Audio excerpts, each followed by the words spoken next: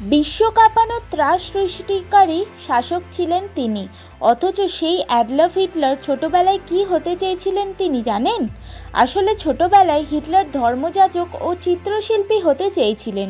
Nazi বাহিনীর নেতা ও স্বৈরশাসক Adolf Hitler ইতিহাসের এক ঘৃণিত রাজনীতিবিদ হিসাবে পরিচিতি পেলেও তার আরও একটি পরিচয় অনেকের কাছেই প্রায় অজানা। রাজনীতিবিদ হিসাবে প্রতিষ্ঠা পাওয়ার আগে তিনি একজন চিত্রশিল্পী হিসাবে সমাজে প্রতিষ্ঠিত হতে চেয়েছিলেন। অল্প বয়সেই ছবি আঁকতে ও কবিতা লিখতে ভালোবাসতেন।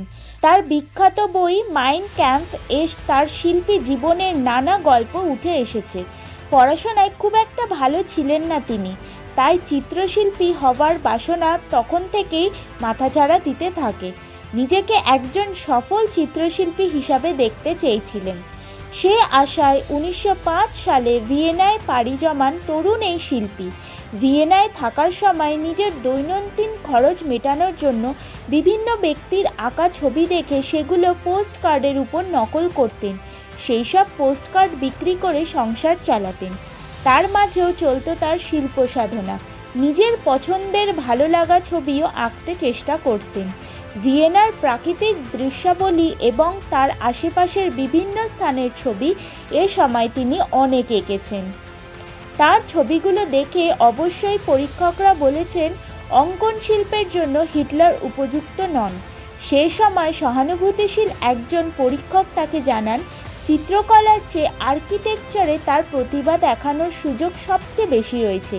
এই জন্য তিনি হিটলারকে সেখানকার একাডেমি অফ আর্কিটেকচারে আবেদন করার পরামর্শ দেন।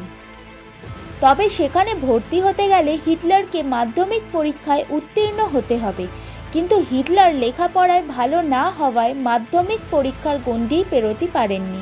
তাই ভিয়েনার একাডেমি অফ আর্কিটেকচারে আবেদন করার সুযোগই তিনি পাননি। এরপর হিটলার ভিয়েনা ছেড়ে মিউনিকে এসে উপস্থিত হন। চারদিক তখন প্রথম বিশ্বযুদ্ধের উত্তাপ ছড়িয়ে পড়েছে। হিটলার জার্মানির পক্ষে সেই যুদ্ধে অংশ নেন। যুদ্ধ শেষে তিনি প্রত্যক্ষ রাজনীতিতে জড়িয়ে পড়েন। ন্যাশনাল ওয়ার্কার্স পার্টির প্রধান হিসাবে পাত প্রদীপের আলোয় উঠে আসতে তাকে খুব একটা বেগ পেতে হয়নি।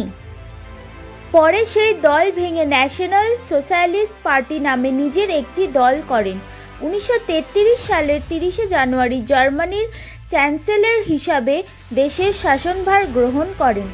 দেশের একচ্ছত্র ক্ষমতার অধিকারী হিসাবে পরবর্তী সময় জার্মানিতে নাৎসি স্বৈরশাসনের জন্ম দেন। তার নির্দেশে নির্বিচারে ইহুদিদের হত্যা করা হয়। ইউরোপে একের পর এক দেশ দখল করে নিতে থাকেন। তার কারণে শুরু হয় দ্বিতীয় বিশ্বযুদ্ধ। এই বিশ্বযুদ্ধের ব্যাপক হত্যাযজ্ঞ ও ক্ষয়ক্ষতির মূল নেতা হয়ে ওঠেন হিটলার। তবে আজকের এই ভিডিওটি এখানেই শেষ করছি। খুব তাড়াতাড়ি নিয়ে হাজির হব আরও একটি ঐতিহাসিক ঘটনা জানার জন্য চ্যানেলটিকে সাবস্ক্রাইব করে নিন। দেখা হবে আবার পরে একটি ভিডিওতে।